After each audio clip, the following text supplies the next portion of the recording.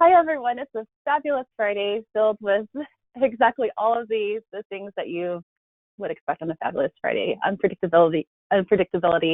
And yeah, so we've been on for about 30 minutes, just Brian and I, Dr. Franklin, and we thought we had all the audio and tech kinks worked out, but obviously not. So we are here, and thank you all so much for chiming in, logging in from wherever you are, and to join us for a very special, fabulous Friday. And so I'm Hayley Hoffman, the CEO of Dandi Day, and I have really a vision to create a conscious community within the beauty industry for the well-being of people and planet, one day at a time. So that's why it's a Dandi Day. And Fab Fridays are really created as kind of an actionable, tactile space for the beauty community to gather for personal and professional development at the individual level for a higher level of consciousness in our thinking and everyday lives. So that's kind of a word salad, but hopefully you get the point. And so thank you, Dr. Brian Franklin, for joining us today. Glad to be here. Yeah, and so actually today we are kicking off our monthly perspective talk, our monthly perspective Fab Friday.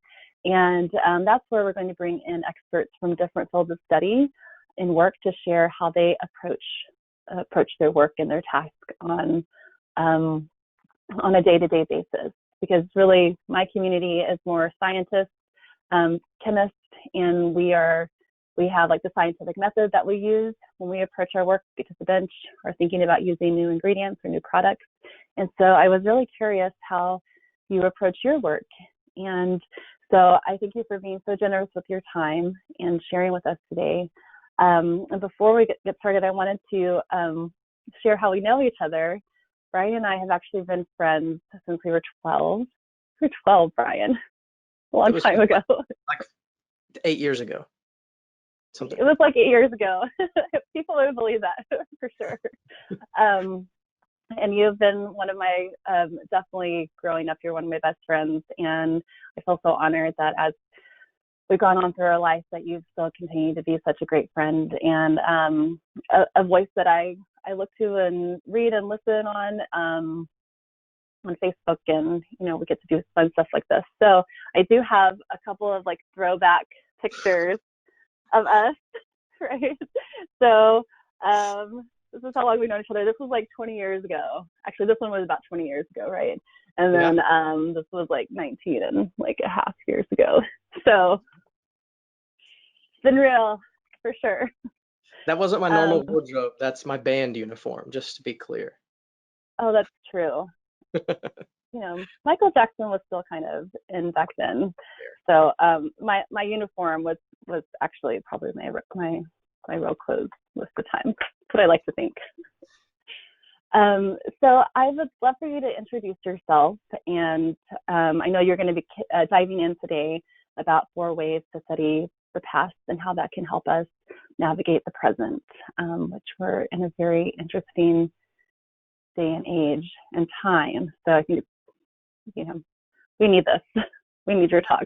So but please share with us who you are, what you do on the day-to-day. Sure. Yeah, just a quick introduction. Hi, thanks for having me. Brian Franklin is my name. I'm from West Texas. I went to undergrad at Dallas Baptist University and then did my PhD at Texas A&M University. Now I'm in my 9th year here at SMU in Dallas, where I kind of have a dual role. I'm the associate director of our Center for Presidential History, and I teach in the history department, where I'm especially interested in early American history and religion and politics and Texas history. So that's kind of what I do on a day-to-day basis, some mix of all those things. Very dynamic, a lot going on. I love that, religion and politics, that's definitely a very interesting space. And you're actually writing a book right now too, aren't you? I am. I'm working on a book that looks at kind of religion and politics in early America, but focused on missionaries as kind of the way to tell that story. Yeah. Okay, great. Well, I am going to stop sharing my camera so you can just kind of dive into your talk, and then I'll pop back in when you're done.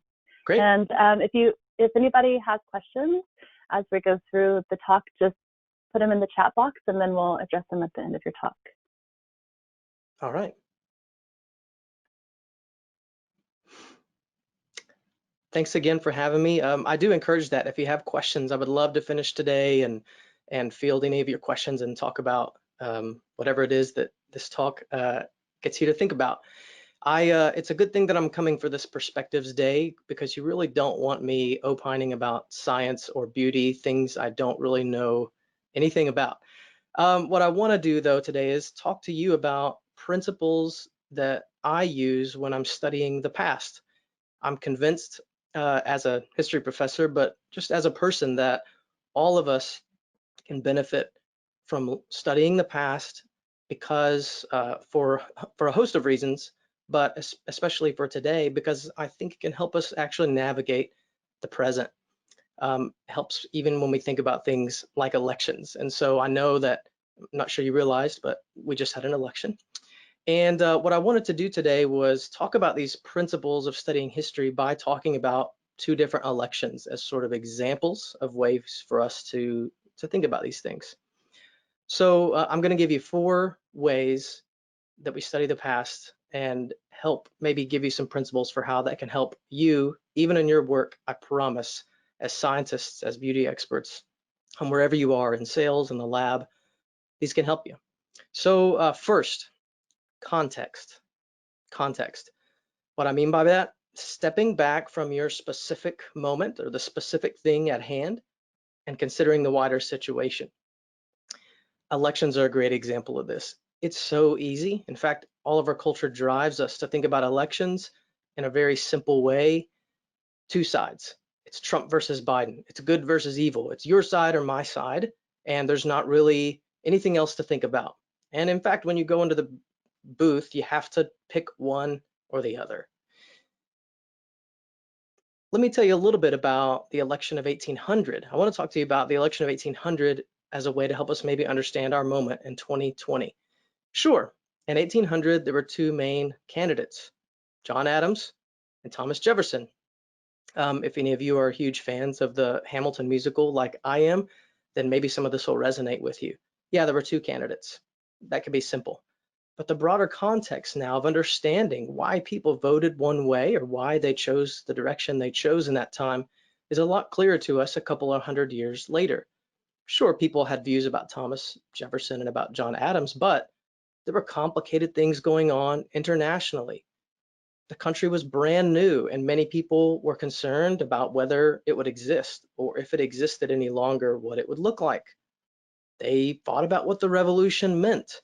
You had farmers, you had bankers, you had religious leaders, and all these different people, and all of their different views and all of their different fears feeding into a context of a single election. All of this should sound pretty familiar because it's no different in 2020. Sure, Trump, Biden, okay. But what's the context of all that? Well, how can we understand why people are making the decisions they're making the choices that they're making? There's a lot more at stake than just Trump and Biden. There's the disappearance of manufacturing. There's issues of policing, racial violence and racism and its legacy, the rise of countries like China, the issues like abortion or refugees. And all of these things create a pool of context that cause us to think deeper about something than just in simple one or the other terms. That's easier to do for an election that's 200 years ago. It's harder to do for now. But the principle is the same. And the principle that I want you to take from this idea of context is this: slow down, consider the broader issues at hand and whatever it is you're approaching at the time, because it's almost never so simple as just that thing. So first is context. Second is contingency. Contingency. What does that mean? Anything can happen. Anything. Nothing is ever inevitable. And things happen not randomly, but because real people make real choices. Real people put systems in place that have consequences, sometimes soon, sometimes later. But everything that happens is contingent.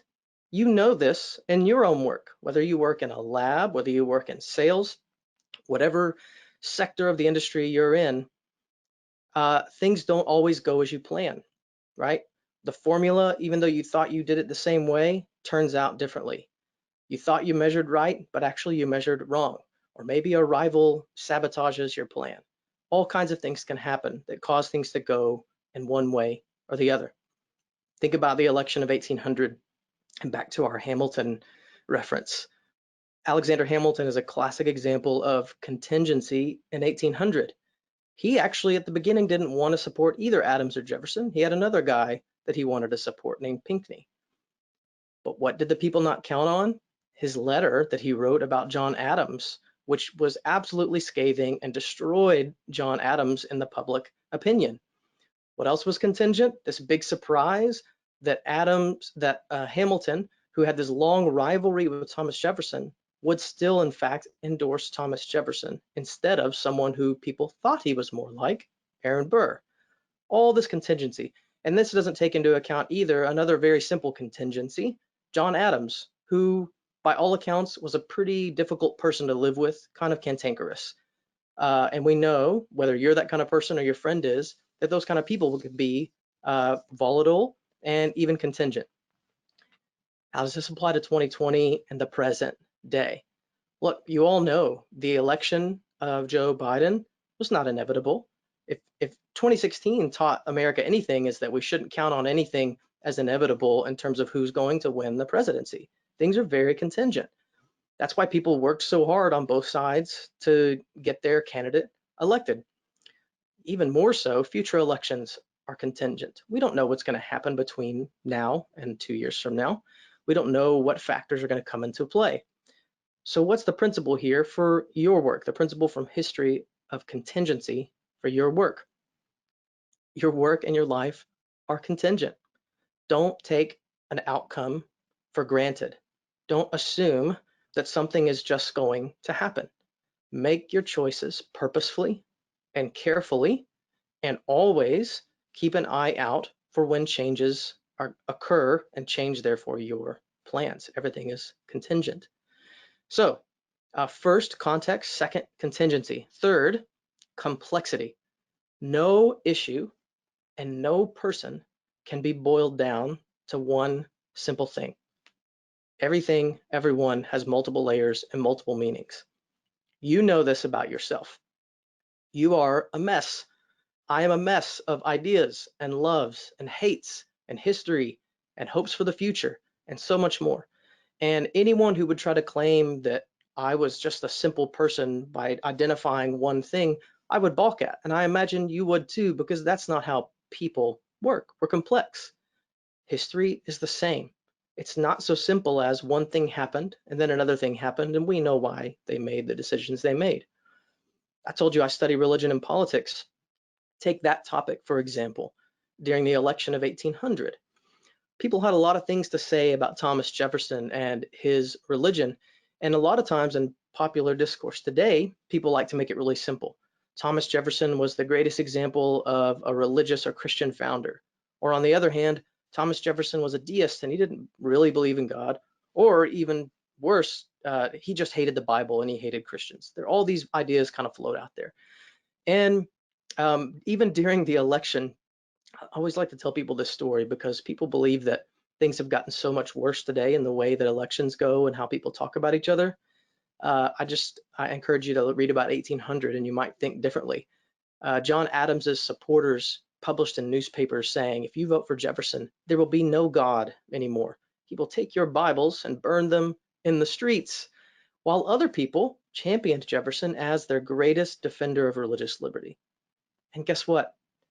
It was sort of true on all sides. There are kernels of truth there, which made Jefferson a very complex man when it came to religion. Fast forward to 2020 and now to the present. I think you all know it's pretty hard to determine who someone voted for by just knowing one sort of like religious or theological fact about them, even though much of the media and much of the talk around it might lead you to believe that, oh, someone is a Catholic, they will definitely vote this way, or someone is Muslim or atheist, and they will therefore vote this way. And we know that's not how it goes. People are complex, and people, even within small communities, bring all sorts of things to the table and how they make their decisions. So what's the principle then for you? Always assume in your work and in your life that issues and the people that you're working with are complex and that they are not able to be defined so simply as you might want to define them, particularly when you're in the midst of some kind of conflict. The last principle that comes from history that's helpful for you meeting the present is the idea of change over time. Now, this is kind of self-evident, right? Things don't stay the same. Things change, and they do so over time because we live in time. In some ways, this is the easiest of the four to kind of assent to and say, yeah, I get it, but sometimes actually the hardest to put in practice. In 1800, after that election, so much changed because of the actions of people and parties within the nation. The way that our party system developed became focused on two parties. That was new. The way we choose the president and vice president, that changed. The fact that we had a peaceful transfer of power between one group and another, that was a big change even in the world. But also, and I think most importantly, when we think about how things change, most importantly for our broader work, all of us, is to think about how people change, not just things. And Jefferson and Adams are a great example of this. When they went up against each other in 1800, they were bitter rivals. They despised each other. Their followers probably hated each other even more. They trashed each other in the press all the time. And you get a little flavor of this if you've watched the Hamilton play. But after Jefferson retired from the presidency in 1809, about 10 years later, you know what happened? Those two became friends. And if you read their correspondence, especially in the 1820s and their later years, it's amazing. They're friends. They talk with one another. They write to each other these long letters. It's incredible. And that comes to an end on July the 4th, 1826, the 50th year anniversary of the Declaration of Independence, the 50th birthday of the United States.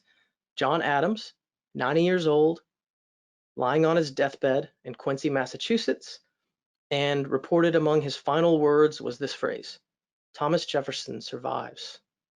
And then he died. What he didn't know was that Thomas Jefferson had in fact died only a few hours earlier at his home in Virginia. They both had died on the same day, the 50th anniversary of the United States. Now, 2020, I can't tell you a lot about change over time, what's going to happen in the future. That's the job of prophets, not historians. But I want to leave you with a couple of principles about it that I think could help us going forward. First, again, change is going to happen, and you can help make change happen. But it will take time, right? Changes don't happen immediately. It might take an hour, it might take a week, it might take 10 years. It depends on what you're working on. And even more importantly, people change. For good or ill, people change.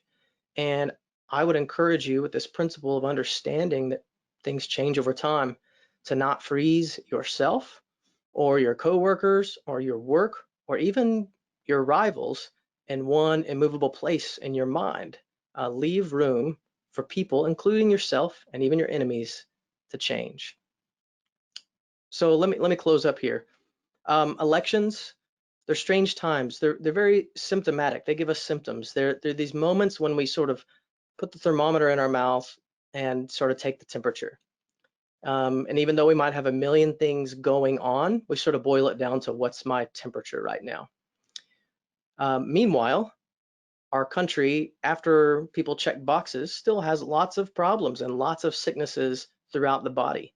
And it's not an option to just cut them out because they're part of our body. The problems are part of our body.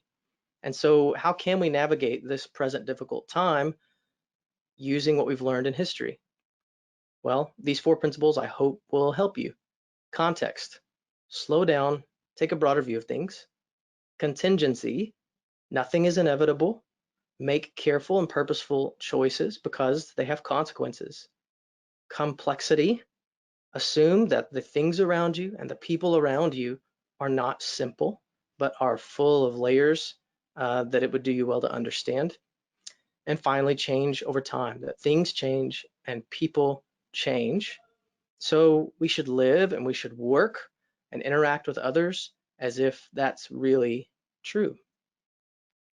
Thanks for giving me this time. Now Hayley's jumping back on and we can go from there.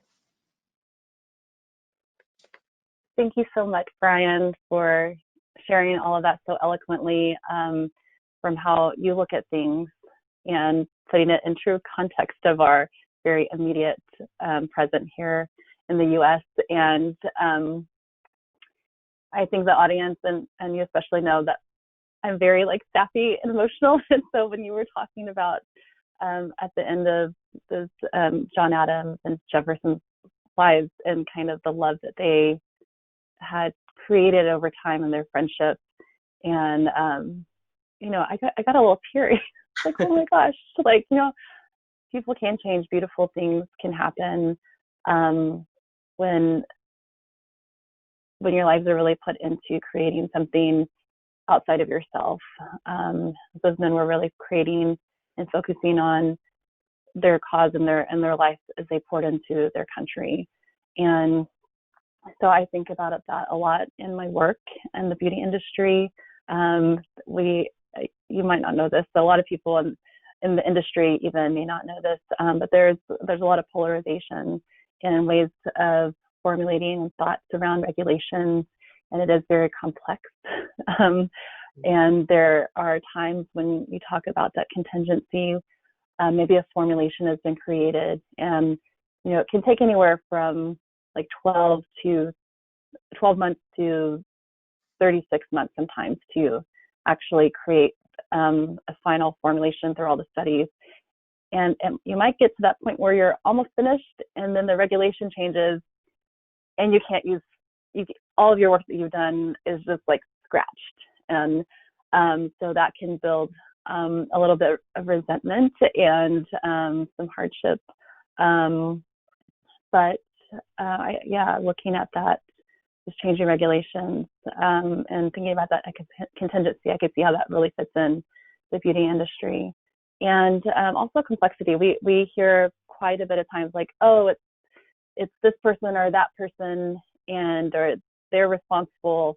And trying to boil it down to something really simple, and I think asking more questions of understanding why, and assuming that it is more complex than it is simple. I think maybe we have the wrong assumptions at times.